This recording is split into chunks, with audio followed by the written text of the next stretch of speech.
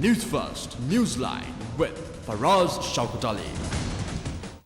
A very good morning and welcome to Newsline here on TV1. Your usual guest Faraz Shaukat Ali is out for the day and I am sitting on behalf of him. I'm John Fernando, and with us we have a very special guest here with us in the studio today, the Executive Director of PAFRL, Mr. Rohana Hettiarachchi, who is responsible for the much needed March 12 movement. A very good morning, Mr. Good Rohana. morning, Fernando. It's great to have you with us in the studio today. Well, we'll start off with nothing but we are just a month or less than a month away for the upcoming presidential elections, and for the public and for us as well, we have the right to know on what exactly is going on with the elections, what are the preparations that is being done, how will this election will be a fair and just election, and how will it be monitored by the Elections Commission and other organizations like PAFRL. And we heard that certain individuals or agents from other foreign countries are here in Sri Lanka as well to make sure that this upcoming election will be a fair and just one. So, Mr. Rohana, how are the preparations being done and what is being done already for the upcoming presidential elections? I think from the Elections Commission side, we were aware this election is going to take place well in advance. I think they have well prepared for the presidential elections. And apart from the elections management body, as an election observation group, we also well aware well in advance. So, as observers, we have planned to deploy around 6,000 observers. Especially, when it's come to the elections, the pre-election period is most critical period. In our past experience, the elections day is fairly peaceful. So, we have given a more concern about the pre-election period, and at the moment we have deployed around 160 the long-term observers. So, each and every electorate covered by the long-term observers. Other than that, we are planning to deploy around 1,000 observers for postal voting. It's already undergoing the training, and we will deploy around 3,000 people as STOs, short-term observers, and there will be around 220 the mobile team. So, that will be observed outside the polling station. So, altogether we will deploy around 5,000 to 6,000 observers, and we hope that we can cover the whole polling stations. There will be 12,000, nearly 13,000 polling stations for the upcoming elections. So, I think we have full geared and we have given a full effort to cover the whole polling stations. Now, we have already established our district office as well as the field coordinations. Even yesterday we had a training for resource persons. So, basically we are planning to cover the whole election period, giving a special effort to the pre-elections period where we think that it is critically important. The other point which you raise about the international observers, I mean I think the EU, the Commonwealth and the PEMBOSA is the election management body in South Asia. What I learned from the Elections Commission people, they have already invited all these three groups, and I met already the EU and the Commonwealth. They were here in the last week. I think they are the pre-assessment team, and probably the whole team will be in the country by next week. I am not sure, but according to their basic informations. But in addition, John, now as a Asian, we have a network called Asian Election ANFREL, Asian Network for Free Election, that is based in Thailand. Right. PAFRL also the member of that organization, and the CMEV also recently joined with ANFREL. So, we also deploying, we in a sense I am the general secretary, that is why I have right to say that. Right. Deploying 35 observers. Our pre-assessment team is already here. They came yesterday, and even the 2 weeks back they were here to as a logistic team to organize preparations. So, our team will be long term observers, there will be 10 people, and there will be short term 22 people, that means for 2 weeks. 2 weeks. And the electoral analysis teams with all together there will be 35 or 36 people will be around as international observers. So, I think in these elections the lot of international alert, I think more than 100, because I heard that EU, the Commonwealth, they are bringing around 60 people. Definitely it will be more than 100 international observers in the coming elections.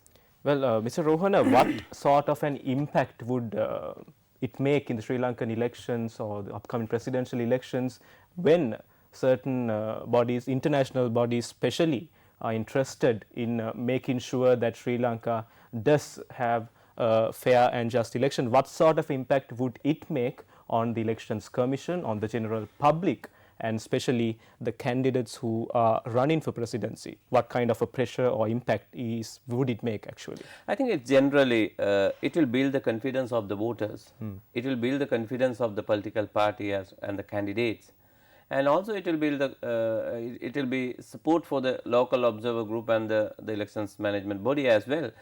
We know that the Elections Commission will do everything on their behalf, I mean on as a election management.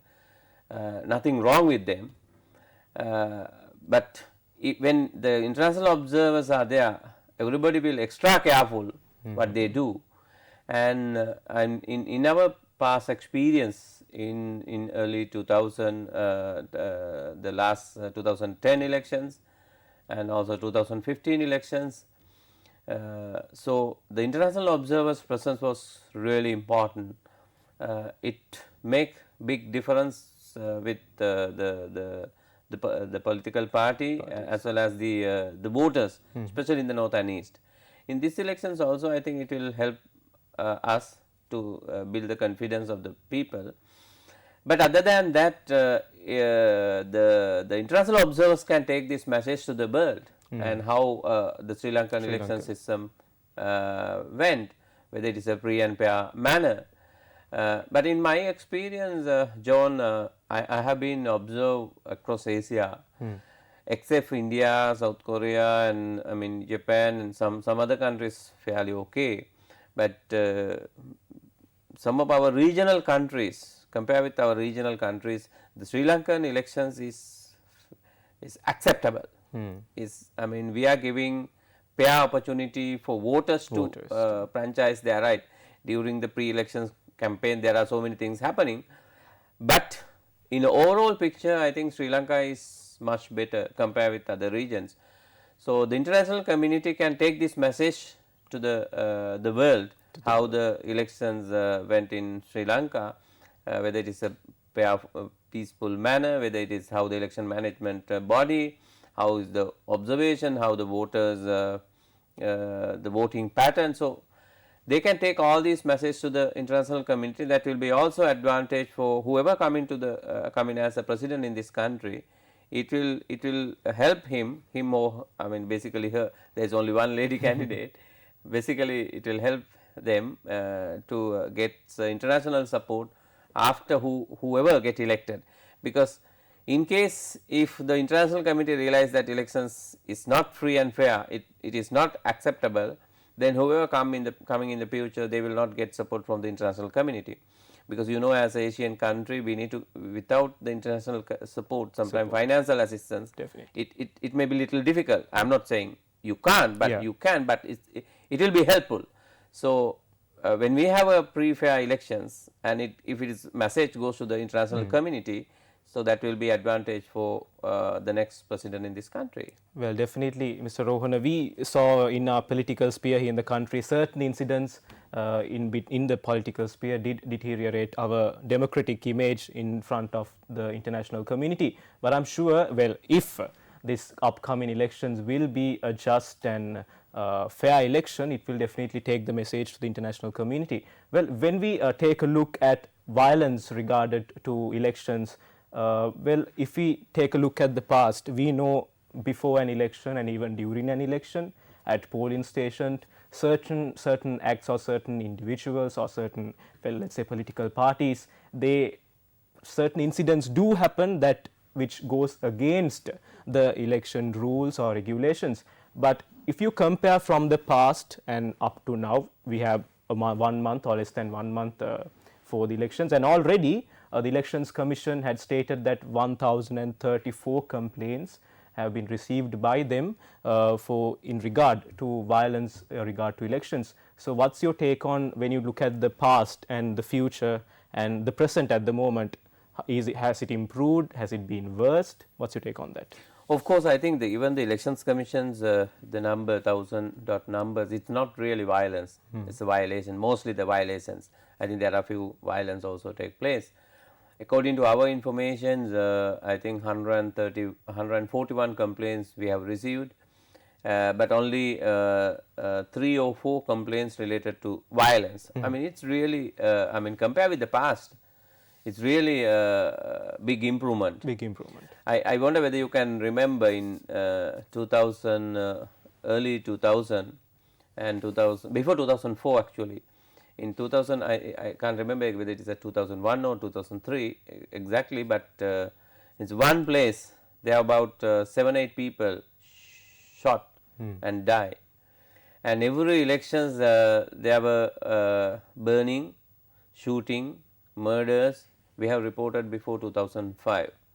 I mean from 1980s. I mean we always more than 100, more than 1000 every elections we have reported number of incidents, violence also the same like that. But now we do not see that kind of violence or violations even during election period. I think the biggest issue now which we are facing still now, the misuse of the government resources and the government power.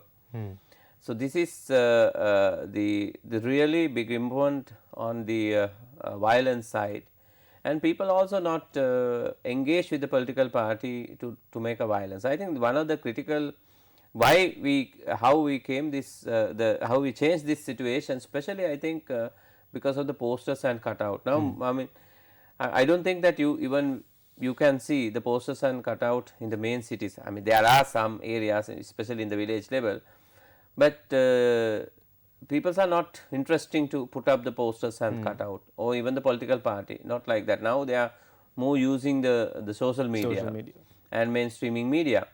Earlier days the violence created because of these posters. During the night time the people, the supporters were drunk and they were try to paste their candidate poster. Now it is not there. So that may be one of the main reasons that violence is reduced, and also political party people also, I think the party leaders, they are little concerned about this, and their supporters also not engaged with the political party much on the campaigning. When they have a public rally, people are gathering, people are joining, but not much engaged with the whole campaign period in the village level. That may be one of the other reasons that the violence reduced. But I think we need to talk about the misuse of the government resources and the government power. It is still remaining as it is.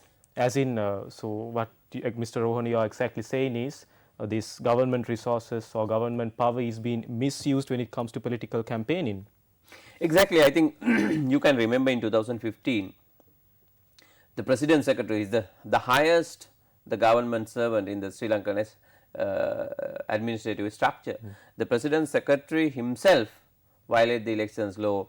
I think 600 millions he utilized for the political campaign, but maybe he has get order from the high political positions, but somehow he has to do that, and we went to the Supreme Court, actually the High Court, and even these elections the same thing is happening, and continuously we are getting complaints against some ministries, housing ministry and the Samurdhi ministry, and there are so many other ministries. We are getting complaints that they are misusing the government resources and the government power, especially the new job opportunities created by the government department.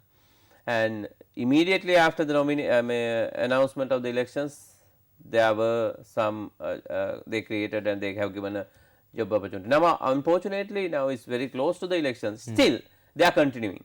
Right. Still, they are continuing giving the job opportunity. But this is, I mean, this time, the misuse of the government resources and the power. It's not only the central government. I mean, earlier we had a clear cut message that who is violating the government resources. There was a one entity, one political party or one authority. But this time, even central government, there are two authorities. One go with the president, at least he has 3 ministries, and the rest of the ministries are going with prime minister. Prime Minister. And there are 9 provinces. There is no provincial representatives. It's governed by the governor, is appointed by the president. And we do not know these governors are supporting which party, but there are some idea that the 2 governors are supporting the UNP side, but it's, I mean, officially we can't say it, but it's there.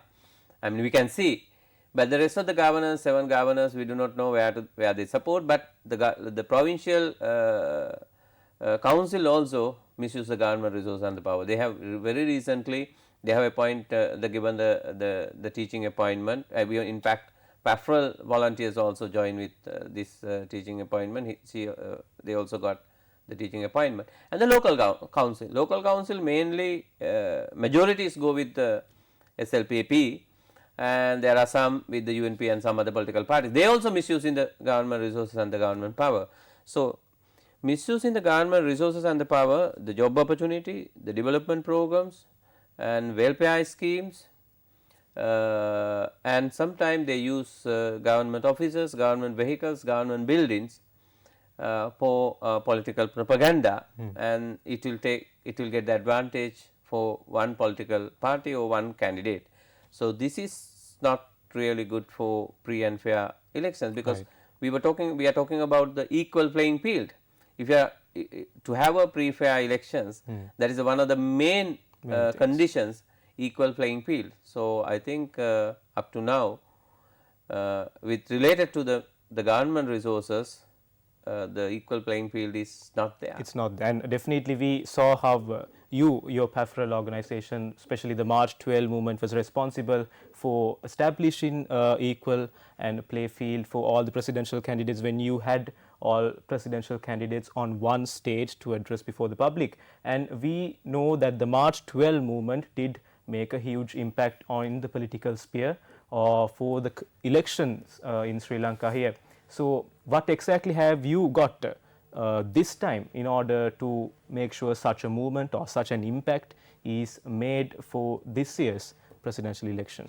I think as you correctly said that as March 12 movement, we want to change this existing political culture, because being an elections observer the last 30-35 years, we have realized that election is fairly going to be free and fair conditions, not maybe the international standard, but at least acceptable manner.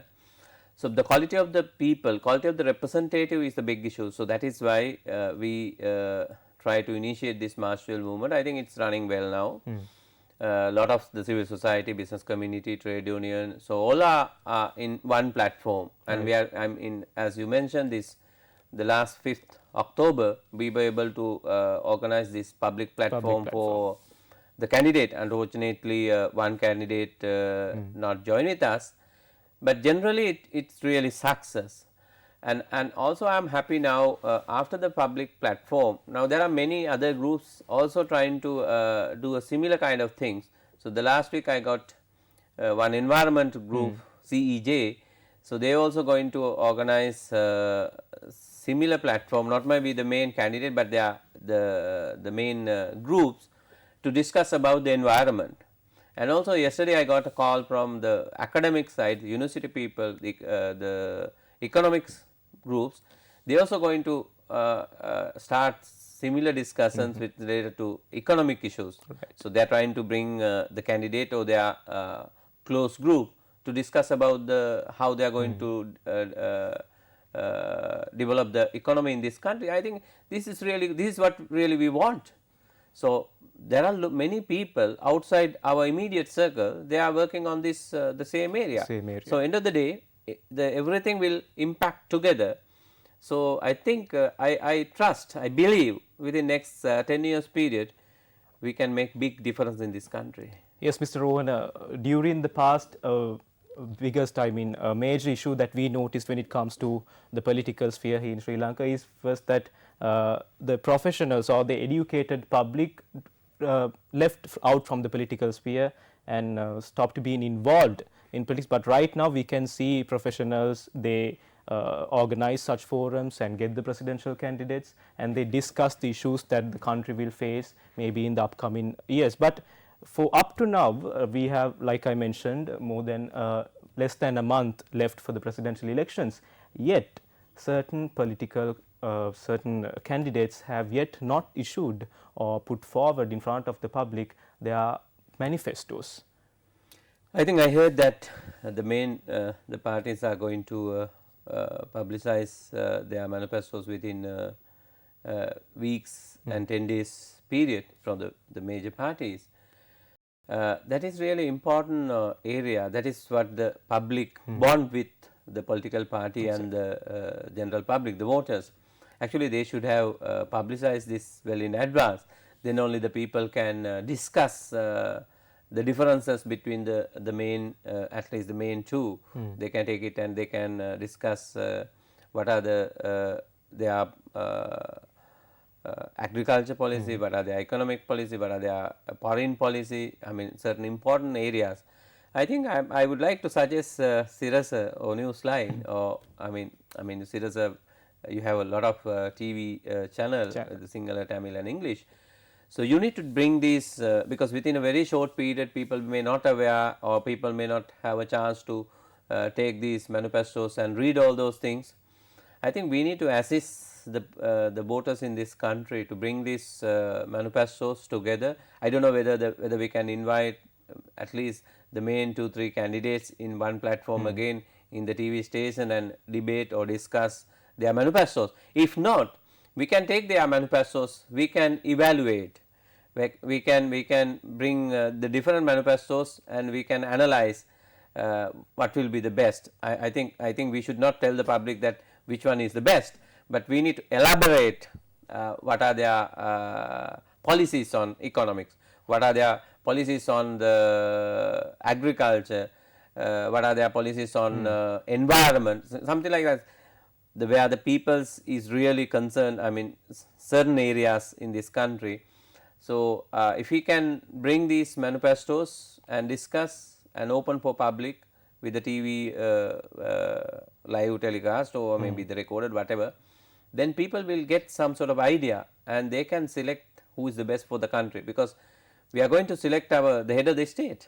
Definitely, indeed, very good idea. Well, let us take it in this regard. Well, Sri Lankan, the public they have a very good experience with broken promises. Imagine you as a presidential candidate, you come up on the show, you bring your manifesto and you mention that salaries will be increased up to this level or this benefit will be given. How legal binding is this manifesto is when it comes to? Well, there is no legal binding. We as March 12 movement, we have number of discussions whether we can have some sort of legal challenge, whether we can make a legal challenge these manifestos. But so far there is no way to legally challenge, but we urge the political party, in fact even still they do have time. So, in your manifesto, whatever your policy, you need to include when you are going to do that, what is your time frame, the short term and the long term, and you need to include how you are going to raise the resources to implement these policies, and you need to include what is the mechanism which you are going to use to implement this whatever your policy. For example, let us say education policy, if they are going, if you are going to make some difference or changes, what are the changes, in which period you are going to implement and how you are going to raise resources, and what is the structure, whether it is the same education ministry or different authority, and what is your follow up. So, if you are not including those things, so that is why we are highly highly demand, highly urge from the political party, in your manifestos you need to include these things, otherwise it is just document, there is no value. There's no Because we have experienced over the decades, and all the political parties, they are coming with a nice document. So, all the policies in generally is fine with the people, something good for the people, but unfortunately they are not following their manifestos, because when they draft the manifestos, they do not have idea how they are going to implement. So, that is why if they include the time frame, if they include financial framework, then they have to think prior to the elections how they are going to implement, and also if they have a time frame, as a citizens, as observers, or as the people of this country, we can monitor whether they are going, whether they are implementing.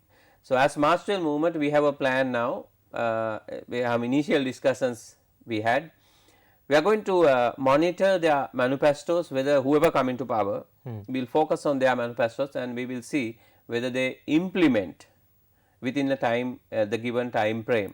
So, to do that, we have to have a time frame on their manifestos. So, we really urge, I mean, if I am just telling to the voters of this country, the citizens of this country, if the people, if the political party coming with this clear message, then you can trust in certain extent. If not, no point just to look at the manifestos, it will be a just document. Just a document. Well, Mr. Rohana, we know we have a long list of candidates running for presidency this year. At least one of them, do these presidential candidates consult people like Pafferel and get your advice when it comes to, well, in general, the political elections or manifestos or whatever? Not really, but some wanted to get our consultants for the manifesto level, but I think as an observer group, we are very keen, and we have a good relationship, but we have a distance also with the political party and the candidate, because even in good faith, we have to maintain our neutrality. I mean, there are enough civil society, academic peoples, they can engage with the political party, and they can, political party also can get their support. I heard from the main, I think main two parties, actually the three parties are getting more consultation from the civil society and the academia people. I met number of people that they are supporting the manifestos.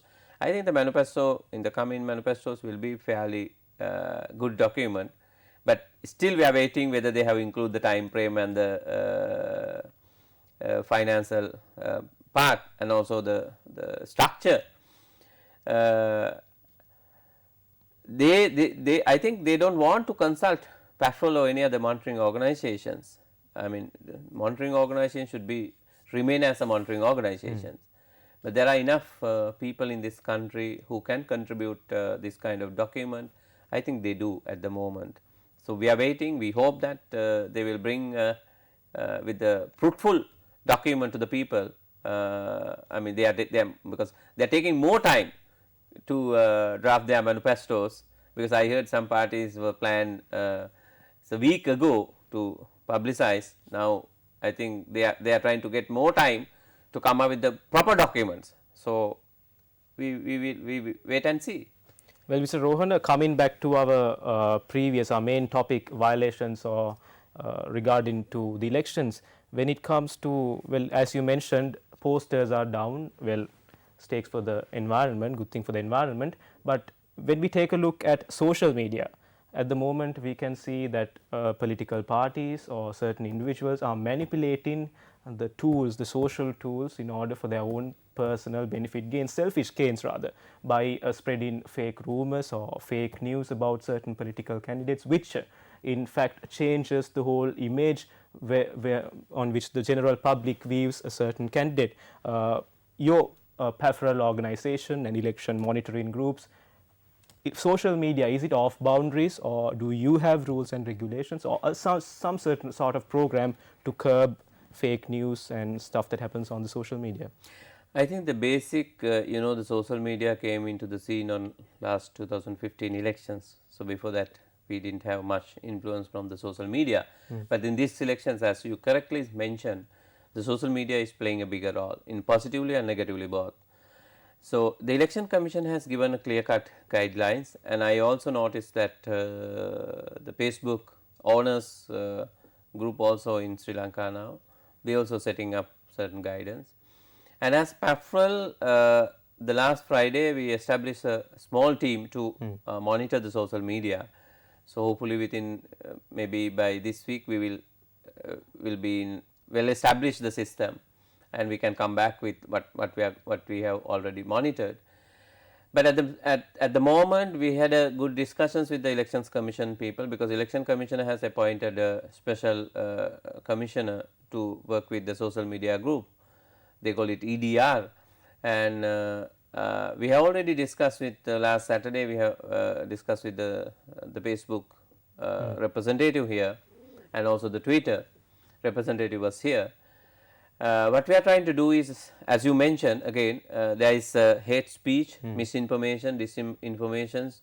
There are so many things happening, and mostly we have noticed that some groups are using the religious ethnicity, so they are propaganda. So, now we are trying to monitor. I do not know how far we can do it, and I mean social media is huge area. It is not like TV or a newspaper, because then we have a physical, we have physical place, and we know our limitations. But the social media is vast. But with our team, we are trying our level best to monitor as much as possible. We have identified some of these pages, the political party pages, candidate pages, and there are some other pages where bringing some political news.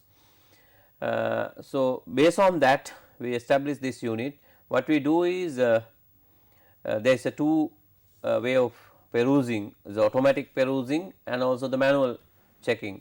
Once automatic perusing, then it goes to the manual people, then they will check and they will immediately inform, we will inform the elections commissions what are the violations made by the social media group or a Facebook or Twitter or whatever.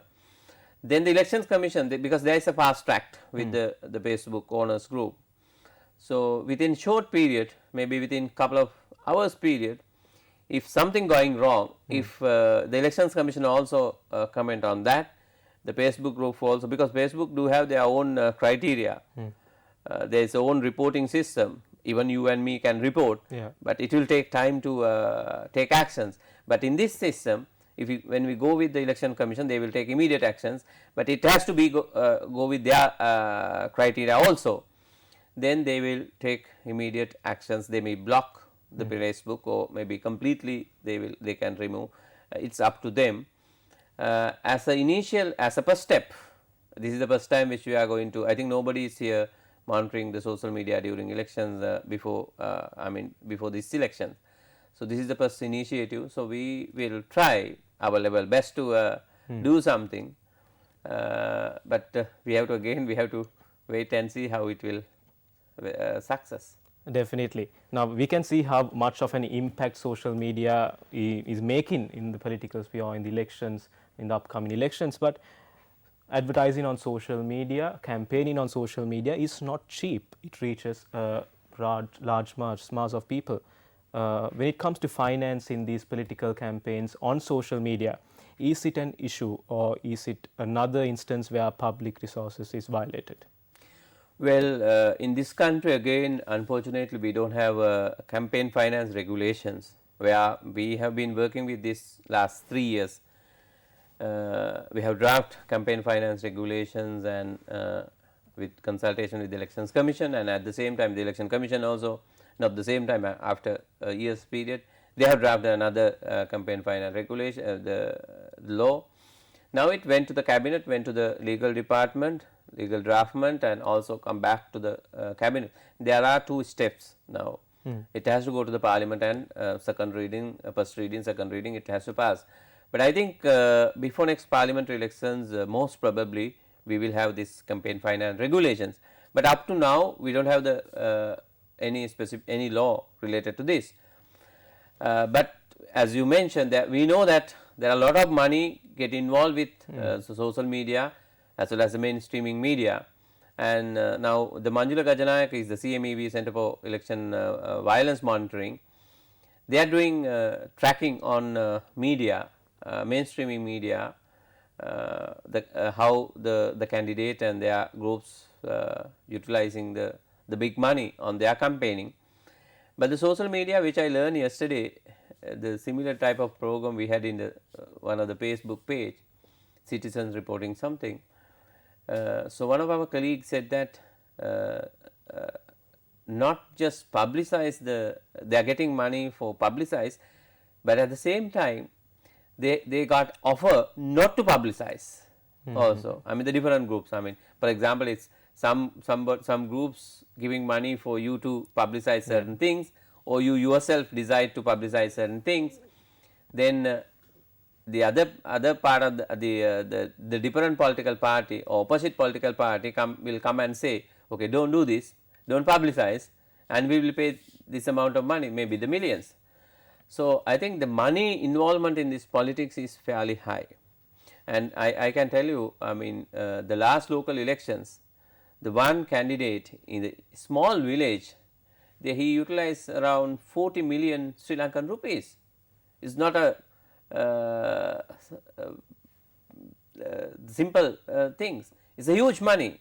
Bribe each and every voter. So according to existing elections law, you can't bribe the voters, but the social media campaign and the media is not just like that. Not the bribing, but also, I mean, if you want really, we can interpret in that also in bribing. So giving a lot of hopes to the people. Lot of promises, that also in a way it's bribing, but I mean we are not going that line. But my request again for the social media as well as the mainstreaming media, there may be not enough laws to block these things, but we need to be ethical. As I mentioned earlier, this is which we are going to elect our head of the state. So election should be in that level. If there is so much of violations, so much of violence, it's no value whoever come into power. So we need to respect the candidate, political party, and we need to respect the citizens of this country. If you are violating the law, if you are pumping money, millions for different way of bribing to the voters, not directly giving money, even promises, using social media and the mainstream media, that is really in a way it's violating, and we are that in a way it's not respecting the voters. Mr. Rohan, we are moving towards the final few minutes of Newsline this morning. Well, what's your take home message to the public who is viewing the program at this moment? What sort of a confidence can you place in them as a responsible organization? So well, my request is each and every voters in this country, you need to vote on the elections day, whatever the political party you are going to vote. But before that, you need to look at, as I told earlier, you need to look at all the manifestos. I'm happy to request some of these the civil society organizations, the Facebook group, even the media, even the village level organization like Death Society, Sports Society, Youth Society.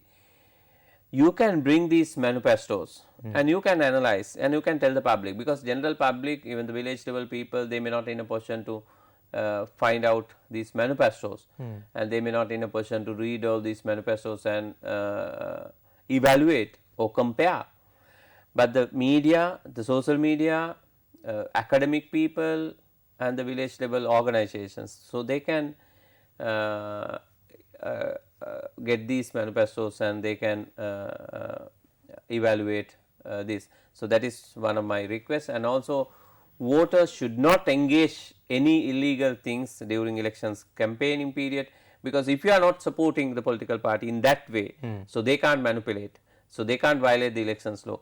The political party and the candidates, they can violate the law if you accept, if not they can't do that. They can't do it. So I'm humbly request all the citizens of this country, you need to behave like that. You need to respect the elections law. You need to follow the elections commission guidelines.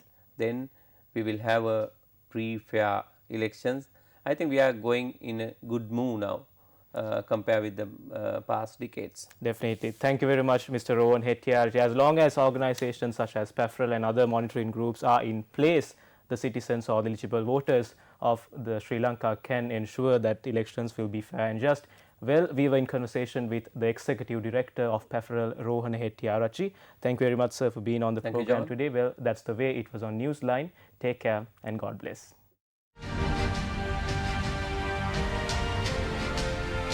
News First, Newsline Prime with Faraz Shaukat Ali.